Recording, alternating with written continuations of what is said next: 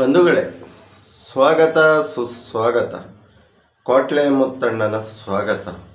ಇವತ್ತು news channel ಒಂದರಲ್ಲಿ ನೋಡ್ತಾ ಇದ್ದೆ, ತೇಜಸ್ವಿ ಯಾದವ್ ಅವರು ಡ್ರಿಂಕ್ ಮಾಡಿ ವಿಧಾನಸಭೆಗೆ ಬಂದಿದ್ದಾರೆ ಅಂತ ಸುದ್ದಿಯಾಗಿದೆ. ಅವರು ನೋಡ್ತಾ ಇರೋ ವಿಡಿಯೋದಲ್ಲೂ ಅದೇ ಥರ ಇದೆ.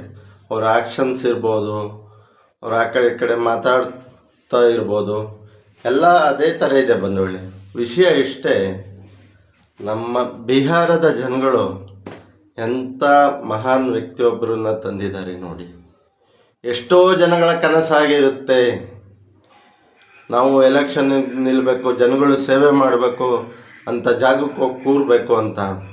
ಎಷ್ಟೋ ಬಡ ಮಕ್ಕಳ ಕನಸಾಗಿರುತ್ತೆ ಸ್ನೇಹಿತರೆ, ಕನಸು ಕಾಣ್ತಾ ಇರ್ತಾರೆ. ಆದರೆ ಜನಸೇವೆ, ಜನಾರ್ದನ ಸೇವೆ ಅಂತ ತಿಳಿಬೇಕಾದ ನಮ್ಮ ಈ ದೇಶದಲ್ಲಿ ಇವರು ಡ್ರಿಂಕ್ಸ್ ಮಾಡಿಕೊಂಡು ವಿಧಾನಸಭೆಗೆ ಬಂದು ಆ ಚೇರಿಗೂ ಅಗೌರವ, ಆ ವಿಧಾನಸಭೆಗೂ ಅಗೌರವ, ಇವ್ರನ್ನ ಗೆಲ್ಲಿಸಿ ವಿಧಾನಸಭೆಗೆ ಕಳಿಸಿದಂಥ ಆ ಬಿಹಾರದ ಜನತೆಗಳಿಗೂ ಅಗೌರವ.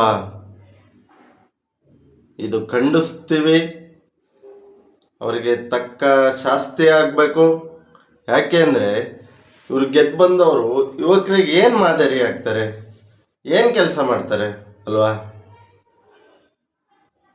ಒಬ್ಬ ಜನಪ್ರತಿನಿಧಿ ಅಂದರೆ ಇಂತಿಷ್ಟು ಓಟುಗಳನ್ನ ತಗೊಂಡು ಬಂದಿರ್ತಾರೆ ಇನ್ನೊಬ್ಬರು ಮುಂದೆ ಕಾಂಪಿಟೇಷನ್ ಮಾಡಿ. ಅದರಲ್ಲಿ ಇವರು ಈ ಥರ ಡ್ರಿಂಕ್ಸ್ ಮಾಡಿಕೊಂಡು ವಿಧಾನಸಭೆಗೆ ಬಂದು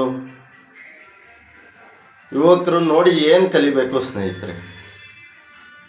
ಜನಗಳು ಅದಕ್ಕೆ ಯೋಚನೆ ಮಾಡಬೇಕು.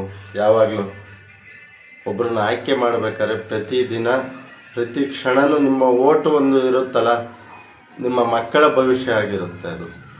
ಹಾಗಾಗಿ ನೀವು ಯೋಚನೆ ಮಾಡಬೇಕು, ಇನ್ನೊಬ್ರಿಗೂ ಓಟು ಕೊಡಬೇಕಾದ್ರೆ ಇಂಥ ವ್ಯಕ್ತಿಗೆ ಕೊಡಬೇಕೋ ಬೇಡವೋ ಅಂತ ವಿಧಾನಸಭೆಯಲ್ಲಿ ಮದ್ಯಪಾನ ಸೇವನೆ ಮಾಡಿ ಬಂದು ಇವರು ಈ ಥರ ಮಾಡಿದ್ರೆ ಏನು ಗೌರವ ಇರುತ್ತೆ ಸ್ನೇಹಿತರೆ? ಎಷ್ಟೋ ಜನ ಕನಸಾಗಿರುತ್ತೆ ಸ್ನೇಹಿತರೆ, ಒಬ್ರದ್ದು ಇಬ್ರದ್ದು ಅಲ್ಲ.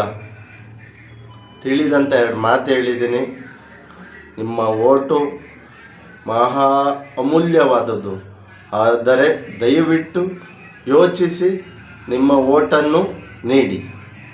ಜೈ ಹಿಂದ್, ಜೈ ಕರ್ನಾಟಕ, ಜೈ ಶ್ರೀರಾಮ್, ಜೈ ಜಗನ್ನಾಥ್, ಜೈ ಸಂಗೊಳ್ಳಿ ರಾಯಣ್ಣ.